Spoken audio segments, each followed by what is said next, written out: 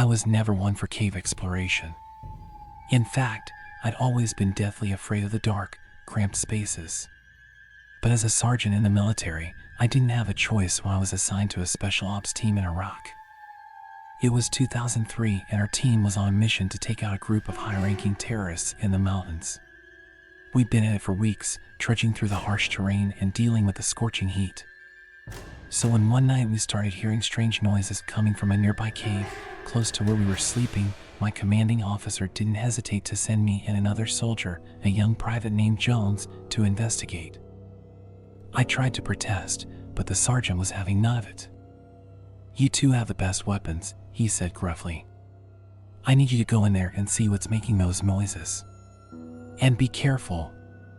"But what makes those sounds? Some animals?" I asked. "I have no fucking idea, but it's loud and strange," the sergeant responded.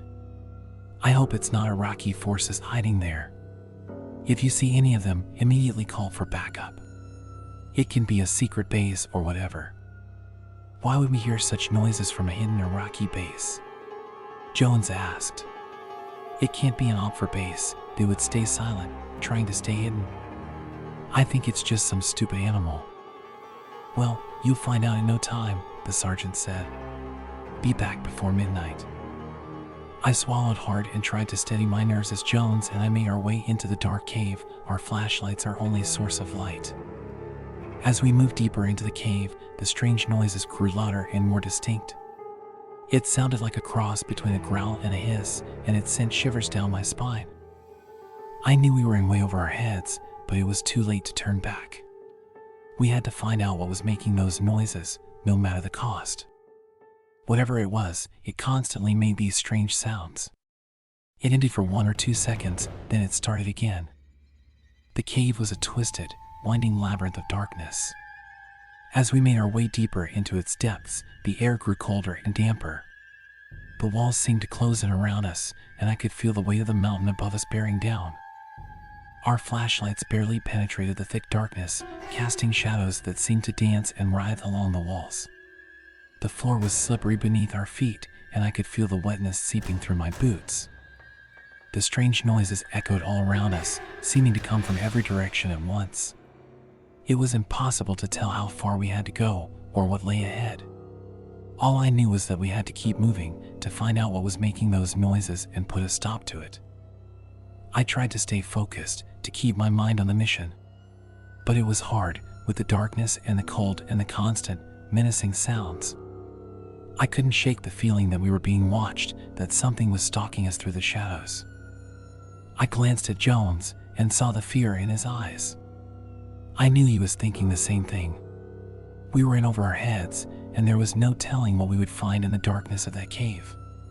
It was so strange. When we were sent in, we both thought it must have been some strange animal, but at that moment, we both feared something horrifying. The sound became louder and louder. As we went on, the thigh cave led into a much larger space, full of other caves, all of them leading into somewhere else. There was a huge space above us. We felt like we could dig through the ceiling and immediately reach the top of the mountain. "Look, skeletons," Jones said, pointing his gun and flashlight toward a pile of corpses. "Looks like there were really Iraqis down here, eh?" I walked closer to it. The skeletons were in military uniforms. No question, they were part of the Iraqi forces. "Can you tell how they died?" "Let's see." Jones kneeled beside the corpses. He had some medical knowledge. I hoped he could say something interesting. "Looks like their skull was crushed with something, but I think it wasn't a stone. It rather looks like they were killed by some animal with a strong hand, maybe it even had claws. So it was just some animal, like we said. Nothing to worry about." "Are you crazy?" He glanced at me. I could see fear in his eye. There were armed soldiers, and something could still kill them. "I think we should get the fuck out of here." "I don't see any weapons," I said, looking closer at the bodies. One of them had a pocket knife, but no rifles or pistols. The strange sound was louder than before. It sounded like it was coming from one of the smaller caves. It looked like a fucking labyrinth. And I thought I could hear some Iraqi sentences too, but maybe I was just hallucinating. "Behind you," Jones shouted, pointing his rifle towards something behind my back. I immediately raised my gun and looked behind me, and there it was. Some green creature with multiple legs and arms. I couldn't count how many. It was kinda humanoid, but it had no eyes. Its skin was greenish, but I can't remember any more details. My brain tries to forget it as much as possible. The creature screamed as we both fired at it, then collapsed, soaked with its own blood. We were almost shitting ourselves. We never saw something like that before. Then we heard even more screams. I looked around, and they were everywhere. I think there were almost 30 of those fucking things. One jumped at Jones, hitting his head with its strange hands, then stabbing through his flesh with its terrifying claws, ripping his head from his body. "Need backup, need backup," I shouted to my radio.